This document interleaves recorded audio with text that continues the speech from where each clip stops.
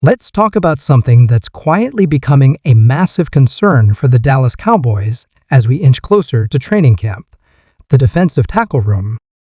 Nick Harris of the Fort Worth Star-Telegram recently shared his breakdown of the position, and he made a point that really stuck with me.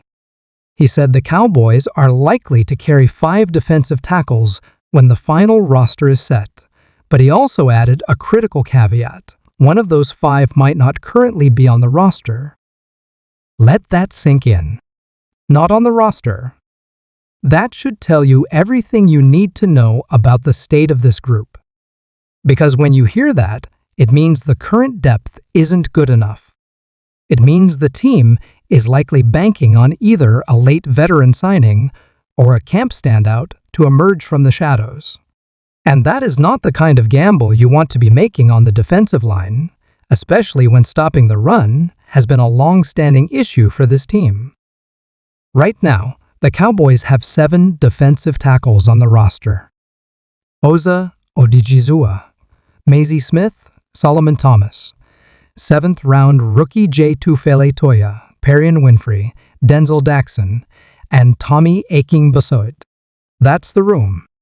And when you really look at it, it doesn't inspire much confidence. Outside of the top 3 guys, Osa, Mazi, and Solomon, those last 4 have combined for a grand total of 13 snaps since the start of the 2023 season. That's not a typo. 13 snaps. You're looking at 3 locked-in roster spots, and then a whole lot of uncertainty. Jay Toya might be the 4th man in the rotation, and while I like his upside, he's a big, strong, physical nose tackle with some intriguing traits. He's still a 7th-round rookie. You just don't know what he is yet, and we haven't even gotten to padded practices. Until that happens, everything we're saying about Toya is just projection. And that brings me to the root of the problem. It feels like we're running back the exact same approach from last season. Same structure, same question marks. Mazi Smith is your projected nose. Osa is your penetrating 3-tech, and then what? You've got a couple late-round rookies and Udfas fighting for depth, and maybe, just maybe, you'll go out in August and grab a veteran stopgap when you realize the group isn't cutting it. Again, this team had real issues stopping the run last year. You'd think that would spark a serious investment in the defensive interior. But here we are again, thin, undersized, and hoping for development or cheap veteran production. Hope is not a strategy. So I ask you, do the Cowboys need to add another defensive tackle before the season starts? Drop a Y for yes or an N for no in the comments. You already know where I stand. Now, back to Nick Harris' depth chart. He listed 3 safe locks: Osa, Mazi, and Solomon Thomas. No arguments there. Those guys are making the team unless something catastrophic happens. But the bubble guys are where things get interesting. Harris pointed out Jay Toya and Perion Winfrey as the next tier, and it's a fair categorization. They couldn't be more different as players. Toya's a massive nose tackle who flashed some pressure in limited college snaps. He's your traditional run-stuffing body, clocking in at 340 pounds with 25 tackles, 2 TFLs, a sack, and 19 pressures in 2023. He's raw, but he's got tools. Perion Winfrey? He's not that. He's a 3-tech, more of a disruptor than a run-plugger. Listed at 290, he's quick, but he's not the guy you want absorbing double teams on early downs. And that's really the issue across the board.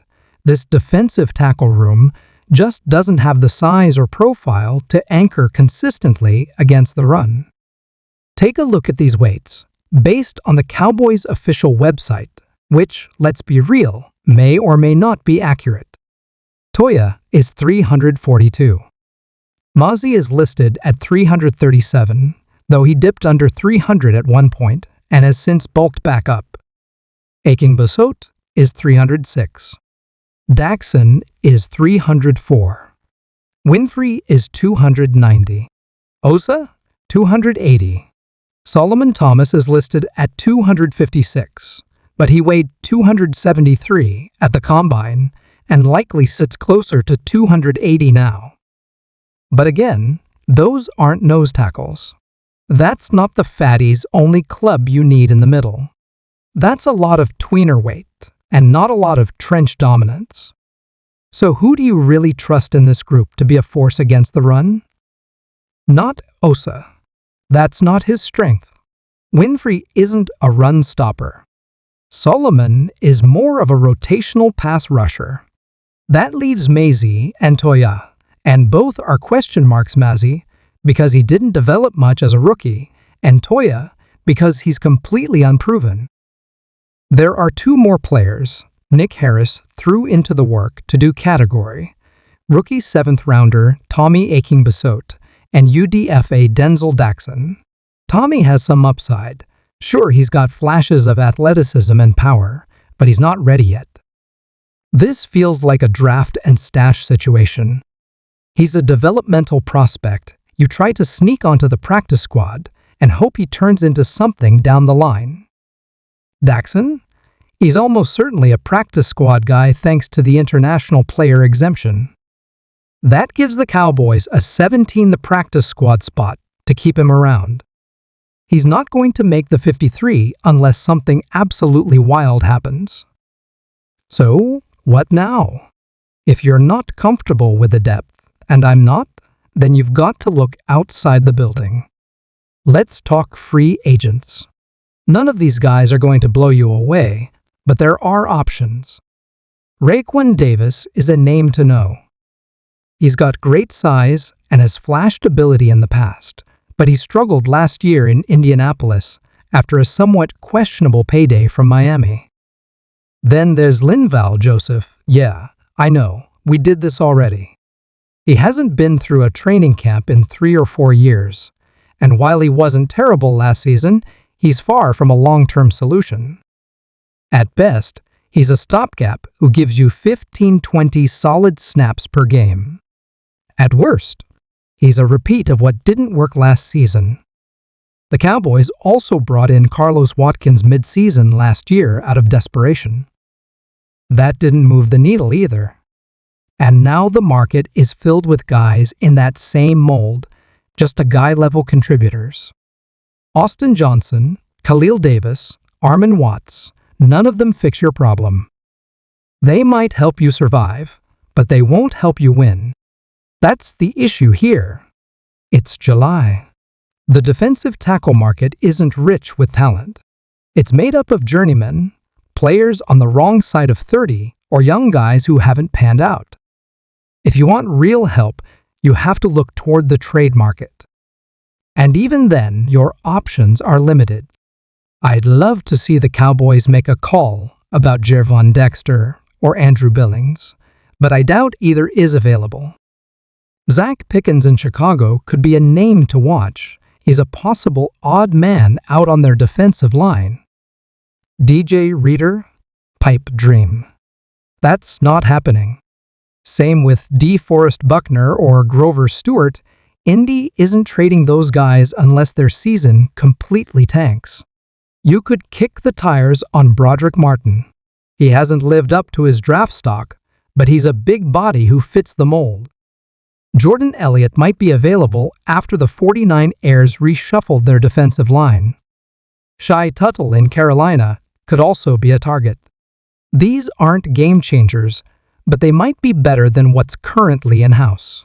The truth is, if you want elite talent at defensive tackle, you have to address it in March. That's when the big fish are available. Once you hit July and August, you're left hoping to scrape something off the bottom of the barrel. So let me ask you again, how confident are you in this Cowboys defensive tackle room? Scale it 1 to 10 in the comments. I'll be honest right now, I'm hovering around a 3 or 4. If they don't do something soon, it's going to be another long year defending the run. And if you haven't already hit that subscribe button, We're 725 subscribers away from hitting 218,000 here on the Cowboys Report. Let's hit that milestone together.